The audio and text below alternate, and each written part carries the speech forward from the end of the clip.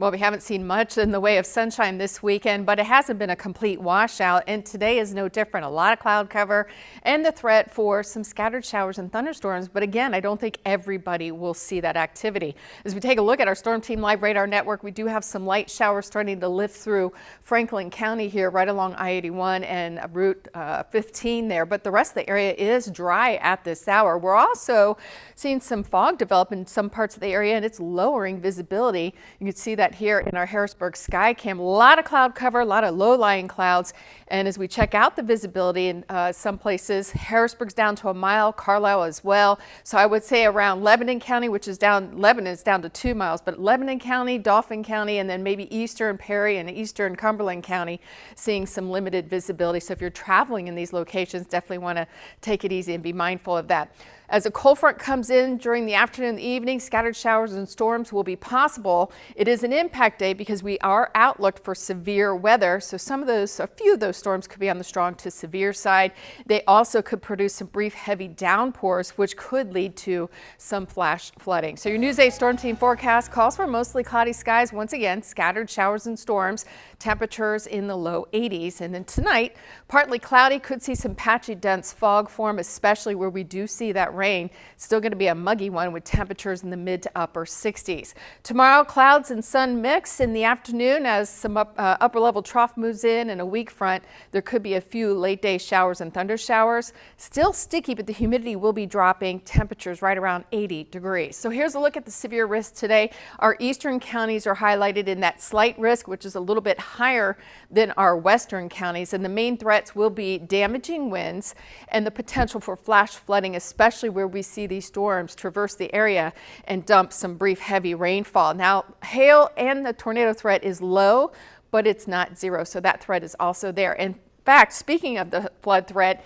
it is a little bit higher in our eastern. A good portion of the area is under a slight risk for that flooding threat, a little bit lower in our western counties. Flood watch in effect through evening for all counties except for Franklin County. So certainly we'll be keeping an eye on things. In your weather and health today, pollen levels still on the low side. Good news there. Air quality is moderate because of the particulates. UV index is low with a burn time of 55 minutes. Temperatures pretty uniform in the low 70s across the area. 75 there in Chambersburg, 70 in Lebanon, and dew points are in the upper 60s to low 70s. So plenty of moisture to work with as this front is coming through later this afternoon. It is feeling quite soupy out there. Front still just off to the west, starting to push into the western portion of the state, and as it continues to move closer, it'll encounter all that moisture, and we will see those hit or miss showers and storms develop.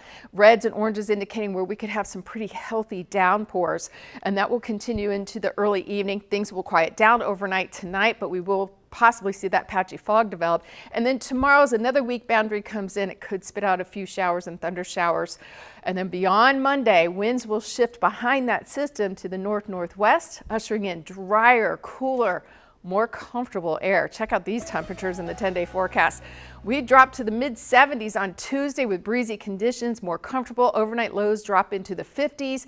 We stay in the 70s through Thursday, and then we start to feel the humidity and the temperatures climb towards the end of the week. Thank you so much, Mary Ellen. Meanwhile, there's been an unexpected twist in the war in Ukraine. Ukrainian troops are crossing the border into Russia and then starting to take territory. NBC News' Aaron McLaughlin has the story from Kyiv. Tonight, Ukrainian forces digging into Russian territory, bombing an important bridge critical for Russia to send in reinforcements. As Ukraine tightens its grip on the Russian town of Sudzha, population 5,000, located 6 miles from the Ukrainian border. New footage from inside the key Russian hub for natural gas exports shows Ukrainian troops firmly in control. The Lenin statue in the town square defaced. Local Russians hiding in a basement. In nearby Russian territory, an evacuation is underway. The war's script flipped. Russian civilians fleeing the Ukrainians. We were being shelled, so we were not able to take anything with us, this Russian woman says. In total, the Ukrainian military has claimed it now controls roughly 390 square miles of Russian territory. The land grab miles from the Kursk nuclear power plant. A senior advisor to Ukrainian President Zelensky tells NBC News they have no intention of seizing that plant for Ukraine. Another advisor to the Ukrainian government says a key aim is to force Russia to divert its forces from Ukraine's Donbas region, 250 miles to the south of Kursk, where Ukrainian soldiers say they're outnumbered and in a living hell. The historic nature of Ukraine's incursion cannot be overstated. This is the first time that foreign troops have invaded Russian soil since World War II. And it's also a risky move for Ukraine because it pulls vital forces away from the front line at home. Now, coming up on this Sunday edition of News 8 Today. You may think those first day of school photos are cute and harmless, but too much information in that photo could be just enough for a criminal or scammer to work with. I'm on your side with why you should limit your social media photos, coming up next. Beyond words, just beyond words. And the trip to Pittsburgh is something extra special. We've never done anything like this. And so for them to be the first inaugural team to go is really exceptional. And now here's a look at Saturday night's winning Pennsylvania lottery numbers. News 8 Today will be back after this break.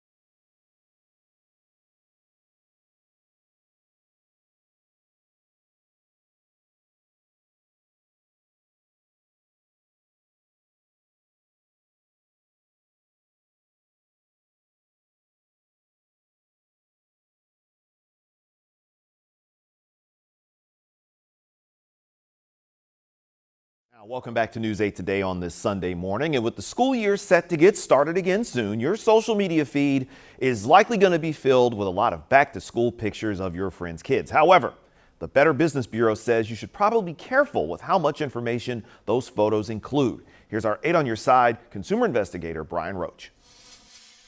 So most of us are familiar with these first day of school photos. You know, a child holding a first day of school sign with basic information such as their name and their grade.